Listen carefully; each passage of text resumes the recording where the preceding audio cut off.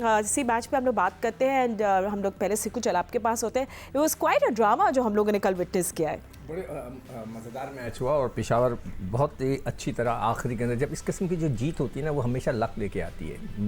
मतलब ये मेरा एक अंदाज़ा है कि जिस तरह पेशावर जीता, उसने कल एक तो 4 चेंजेस की टीम के अंदर ना. कॉडमोर को ड्रॉप किया, जीशान को, आमिर जमाल को, एक वकाल लड़का जो उसको ड्रॉप किया. उन्होंने 4 चेंजेस किए, उन चेंजेस से बड़ा फ़र्क आया. मगर जो सारे मैच का जो ओवर था ना वो 17th ओवर था, जो कि आरिफ का जो था, याकूब का आखिरी ओवर था. पहले बॉल पे उन्होंने विकेट ली, फिर उन्होंने सेकंड बॉल पे उन्होंने विकेट ली.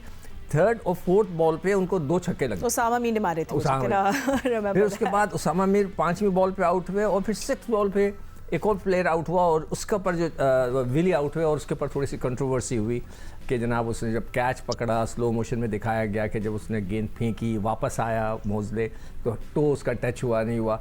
जो बेनिफिट ऑफ डाउट था, लोगों का ख्याल है, जो मैं पढ़ रहा हूँ, लोग ज़रा अपसेट हैं इस बात पे कि जी वो बैट्समैन को जाना चाहिए था. उमूमन बैट्समैन को जाता है, फील्डिंग साइड को नहीं जाता. ये एक ये मुल्तान सुल्तान के फैंस बेसिकली बहुत अपसेट है इस बारे में. दूसरी चीज़ जो इस वक्त सब जो बाहर के लोग, हमारे पड़ोस और दाएं बाएं के जो ममालिक के जो लोग देखते हैं मैच, वो पाकिस्तानी फील्डिंग का मजाक उड़ा रहे हैं. मैं तो हैरान हूँ कि ये हो क्या रहा है कि मतलब है कि हर लड़का 2-2 कैच छोड़ रहा है, हर मैच में पाकिस्तानी लड़के कैच छोड़े. That is amazing. मुझे तो यकीन ही नहीं आ रहा कि इतना भी ज़्यादा हो सकता है. All the matches that we winning because of fielding. हमारी जो फ्रांचाइज है वो फॉरेन प्लेयर्स की वजह से, बिकॉज ऑफ द एक्सेप्शनल है. राइली रूसो के मुझे 2 कैचेस भी याद आ गए. बट एनीवे, तो रज़ाक भी मेरे साथ मौजूद है. रज़ाक, आपको क्या लगा बट कल पेशावर ज़ल्मी की विन? आई मीन, आप कन्विंस्ड हैं इस विन से या फिर विन इज़ अ विन, जीत होती है जिस तरह भी जीत जाए? नहीं, बात यह है कि अच्छी क्रिकेट हो रही है और देखें पेशावर ज़ल्मी ने टॉस जीत के पहले बैटिंग करने का फैसला किया और सरप्राइज था और जिस तरह उन्होंने टोटल कर दिया, बड़ा डिसेंट टोटल था. मैं समझता हूँ 15 रन उनके ज्यादा थे. अगर 15 रन कम होते तो ये मैच हार जाते, क्योंकि हर पिच की अपनी एक टारगेट सेट होता है कि यहाँ पे कितना टोटल आप डिफेंड कर सकते हैं या चेस कर सकते हैं. तो पेशावर ज़ल्मी ने टॉस जीत के पहले जो बैटिंग करने का फैसला बड़ा अच्छा किया और थ्रू आउट देखे ओवरऑल मिलान की तरफ से एक 50 नजर आई है. बाकी थोड़ी थोड़ी कंट्रीब्यूशन है, जिस तरह इफ्तिखार आखिरी ओवर में आए और जिस तरह वो मैच 20 ले चुके थे और 2 बॉलों पे 6 रन था, उसमें चांसेस ज्यादा बैटिंग के होते हैं कि ये एक हिट लगी तो अब छक्का लगता वो ये पेशावर मैच आ सकते थे. लकी रहे ये पेशावर, ये मैच पहले तो जीत रहे थे, फिर हार रहे थे, फिर जीत गए. तो ये मजा आता है ऐसी क्रिकेट देखने का. और ऐसी क्रिकेट नहीं होनी चाहिए कि यार टीम 200 कर रही है तो वो चेज कर रही है.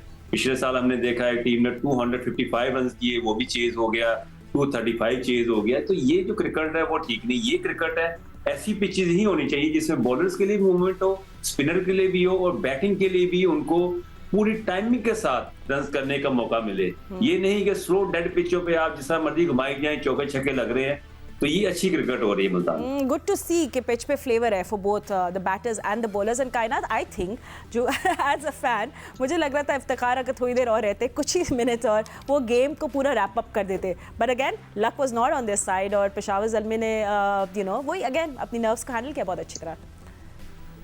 बिल्कुल ऐसा ही था. इफ्तिखार वो सिर्फ एक बॉल पे जो छक्का लगा देते तो वहीं पर ही गेम खत्म हो जाता. और उन्हीं से ही उम्मीदें थी आखिरी में, because he is that impact player जो आखिरी में एज अ गेम फिनिशर हमारे पास सामने पहले भी आए हैं डोमेस्टिकली स्पेशली.